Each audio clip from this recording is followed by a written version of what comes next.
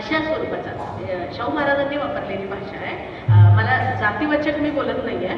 आणि शाहू महाराज काय, फुले काय, डॉक्टर बाबासाहेब आंबेडकर काय हे एखाद्या जातीच्या विरोधात बोलत नव्हते, एखाद्या विशिष्ट वर्णाच्या विरोधात बोलत नव्हते, त्या प्रवृत्तीच्या विरोधात बोलत होते. आणि त्या अनुषंगानेच मी त्या प्रवृत्तीच्या विरोधातच किंवा त्या प्रवृत्तीच्या अनुषंगाने मी स्पष्ट करते. तर शाहू महाराज असं म्हणाले होते की शिक्षण ही केवळ आमचीच मक्तेदारी आहे, शिक्षण हा केवळ आमचाच हक्क आहे, असं ब्राह्मण वर्गाचा अहंगंड.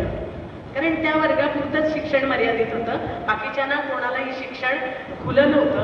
म्हणून त्यांच्यामध्ये आमचंच फक्त तो हक्क आहे हा असणारा अहंगंड. आणि शिक्षणाचा आणि आपला काहीच संबंध नाही, शिक्षण हे आपल्यासाठी नाहीच हा सगळ्या बहुजनांचा असणारा न्यूनगंड. ह्यामुळे जी सगळ्या बहुजनांची वाईट अवस्था झालेली आहे, शिक्षणविषयक अनास्था जी बहुजनांमध्ये आहे, त्याचं कारण त्यांच्यामधला अहमगंड आणि आपल्यामधला न्यूनगंड आहे, असं शाहू महाराजांनी सांगून ठेवलंय, शाहू महाराजांनी लिहून ठेवलंय. आणि म्हणून ही जी शिक्षणाविषयीची अनास्था आहे, विद्येविषयीची जी अनास्था आहे, ती आपल्याला जर नष्ट करायची, म्हणजे शाहू महाराज असं म्हटले, शिक्षणाशिवाय आपल्याला तरणोपाय नाही, म्हणजे दुसरा उपायच नाही. तुम्हाला शिक्षण घेण्याशिवाय दुसरा उपाय नाही.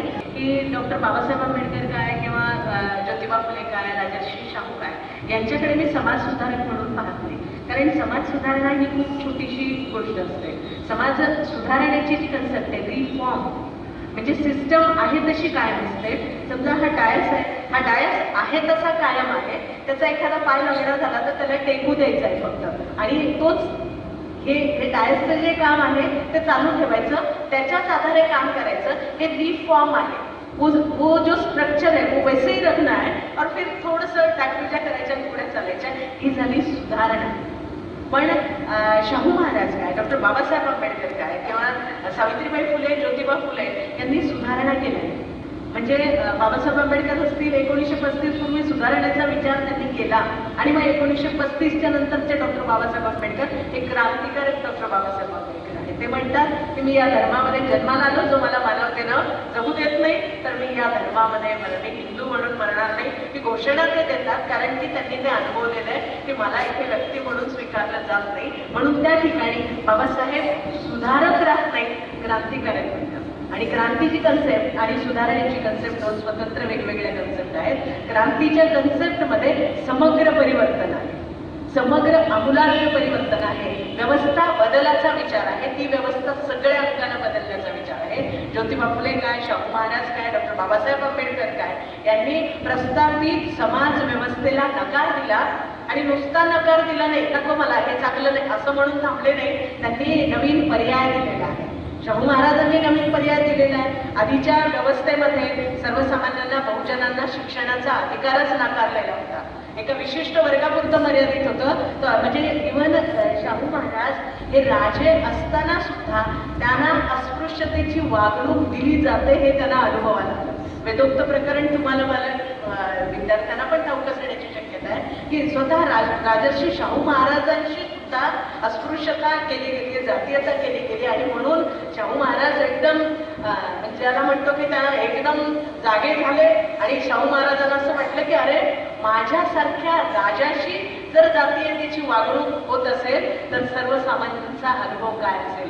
आणि म्हणून शाहू महाराजांनी त्यांच्या अख्ख्या हयातभर जातीय अंतासाठी काम केलं, सत्यशोधक समाजासाठी काम केलं, ब्राह्मणेतर चळवळीला मोठ्या प्रमाणात ऊर्जा दिली, स्वतः उभे राहिले. आणि त्यांनी म्हणजे अस्पृश्यतेची चळवळ चालवताना त्यांनी केवळ एखादा विशिष्ट जातीपुरता मर्यादित असा तो विचार केला नाही. म्हणजे आणि अस्पृश्यतेचा विचार करताना, त्या चळवळीमध्ये काम करताना शाहू महाराजांचे जे धाकटे चिरंजीव होते, धाकटे चिरंजीव प्रिन्स शिवाजी म्हणून जे होते, त्यांचं शिकारीच्या एका ह्याच्यामध्ये निधन झालं. आणि ते निधन झाल्यानंतर शाहू महाराज एकदम दुःखी झाले, दुःखी कट्टी झाले. आणि मग त्यांनी तेव्हापासून म्हणजे त्यांनी सांगून टाकलं की या पुढचा माझा सगळा जो आयुष्याचा वेळ आहे, माझी जी काही ऊर्जा आहे, माझं सगळं जगणं जे आहे, मी अस्पृश्यता उद्धारासाठी घालवणार आहे. आणि हे का करणार आहे? कारण मी मानवतेची खरी सेवा करण्याचं काम यामधलं करणार आहे हे शाहू महाराजांना म्हणजे त्यांनी त्यांच्या मनाची कुंदाट बांधली आणि त्या पद्धतीनं त्यांनी काम केलं. आणि हे जे काम आहे एका विशेष शाळा काढायच्या म्हणून शाहू महाराजांनी जिथं मंदिरं आहेत त्या मंदिराच्या अर्ध्या चौकामध्ये शाळा सुरू करा, अर्ध्या भागात गाव चावडी सुरू करा. म्हणजे बघा हे विजन किती ग्रेट आहे. म्हणजे यांना आपण कसं लोकराजे म्हणतो, ज्यांना आपण म्हणतो की नाही हे महामानव आहेत, हे का म्हणतो आपण की विभाजन करून अर्ध्या भागाचं गाव चावडीमध्ये आणि अर्ध्या भागामध्ये शाळा अशा पद्धतीनं त्या सुरू केल्या. आणि त्या नुसत्या सुरूच केल्या नाही तर आपल्या देवस्थानाची जी रक्कम होती शाहू महाराजांनी दरवर्षाला 1,00,000 रुपये, विचार करा आजचे नव्हे त्या काळचे 1,00,000 म्हणजे काय रक्कम होती. त्या काळामध्ये शाहू महाराजांनी 1,00,000 रुपये दर वर्षासाठी त्या प्राथमिक शिक्षणाच्या उपक्रमासाठी देऊ केले. आणि नुसतं या पातळीवरच नाही, शाळा सुरू केल्या, जसं की मंदिरं बांधली, मंदिरामध्ये शाळा सुरू केल्या, ती रक्कम देऊ केली. आणि ते सुरू करत असतानाच जे पालक आपल्या मुलांना शाळेमध्ये पाठवणार नाही त्यांना 1 रुपया दंड केला. म्हणजे हे जे आहे आपण ज्याला विजन म्हणतो, जी दृष्टी आहे समाज कल्याणाची दृष्टी आहे. आणि का करायचं आहे, शाहू महाराज म्हटले की यांना शिक्षण दिलं पाहिजे. शिक्षण का दिलं पाहिजे की राष्ट्राचा विकास करायचा असेल तर समाजाचा विकास.